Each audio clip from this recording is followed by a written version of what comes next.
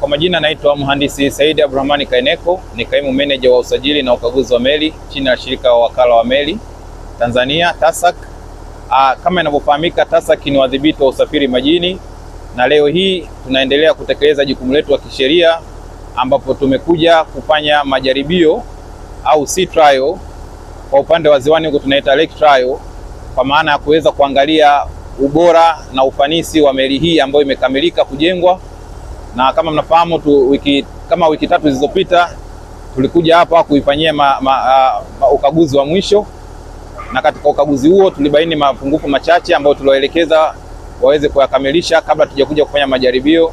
Na hivyo leo tarehe 22 mwezi wa 12 2025 tumeweza kufanya majaribio kwa ujumla katika meli hii ili kuweza kujua usalama wake na uwezo wa kuweza kubeba mzigo kutoka hapa kwenda upande mwingine.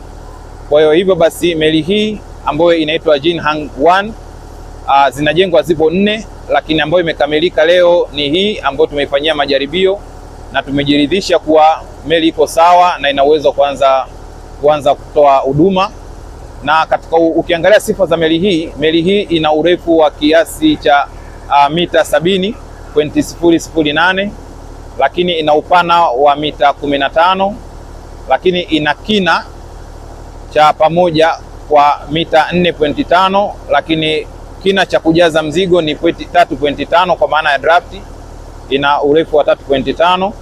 Meli hii ina uwezo wa kubeba mzigo wa tani 2000, lakini ina ukubwa wa ujazo 1587, ambapo ukubwa huo wa ujazo, sehemu ambayo ina uwezo wa kubeba mzigo katika ujazo ni net ton 885. Hivyo basi meli hii ina sifa zote za kuweza kuchukua mzigo mwingi sana, na kama wenyewe walivyopanga watakuwa wanachukua mzigo kutoka Kongo kuja upande wa Tanzania.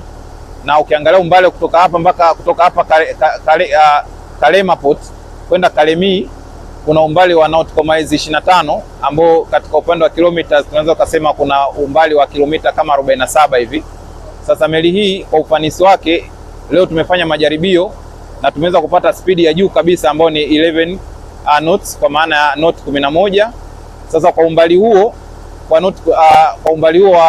umbali wa kilomita 47, hii meli na spidi ya knot 11 ina uwezo wa kutoka hapa Kalema Port kwenda Kalemi kwa kutumia masaa 2.5 hadi 3.5. Lakini kwa spidi ya kawaida ambayo itakuwa ni economical, kwa maana haitumii mafuta mengi, ni spidi ya knot 8, ambazo hizo knot 8 zina uwezo wa kuchukua mzigo kutoka hapa Kalema kwenda Kalemi kwa muda wa usiopungua masaa 3.5 hadi 4.5. Kwa hiyo katika hali ya kawaida meli hii itakuwa ina uwezo wa kuchukua mzigo kutoka upande wa pili wa Kongo, kwa maana ya Kalemi, na kuja hapo upande wa Kalema kwa muda usiopungua masaa 3.5 hadi 4.5, endapo itatumia hii speed ambayo ni economical ya knots 8. Hivyo basi ningeweza kusema kwamba sisi kama mamlaka ya udhibiti wa usafiri majini tumejiridhisha, tumefanya majaribio ya mitambo, tumefanya uangalizi na ukaguzi upande wa mwili wenyewe wa meli kwa maana ya hull structure, lakini tumefanya vile ukaguzi upande wa mitambo ya umeme. Vile tumeangalia upande wa uendeshaji wa meli yenyewe na vifaa vyote vinavyotakiwa viweze kuongoza meli, na tumejiridhisha kusema kwamba meli hii iko tayari kuweza kufanya kutoa huduma katika ziwa hili.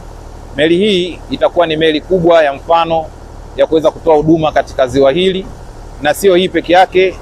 Kesho tunatarajia inashushwa meli nyingine ambayo pia nayo imekamilika, ambayo itakuwa ni dada wa meli hii ambayo ina sifa sawa na meli hii. Hivyo basi Watanzania, hii ni hatua kubwa kama nchi, ni hatua kubwa katika upande wa usafirishaji majini kwa upande wa ziwa Tanganyika. Hii ni hatua kubwa sana ambayo kama nchi tunajivunia, lakini sisi kama wadhibiti pia tumepata unafuu katika kuhakikisha kwamba meli ambazo zinafanya kazi katika ziwa Tanganyika ni meli ambazo ni salama, lakini vile vile ni kubwa, zinaweza kubeba mzigo mwingi na kuweza kuajiri watu wengi. Meli hii ina uwezo injini yake ina kilowati 700, kwa maana ina uwezo kutoa uwezo kwa wanafunzi ambao wanasomea ubaharia kuja kufanya mazoezi humo na kuweza kupata vyeti. Meli hii pia itaajiri Watanzania, japo inamilikiwa na Wachina, lakini itaajiri Watanzania kama wafanyakazi katika meli hii.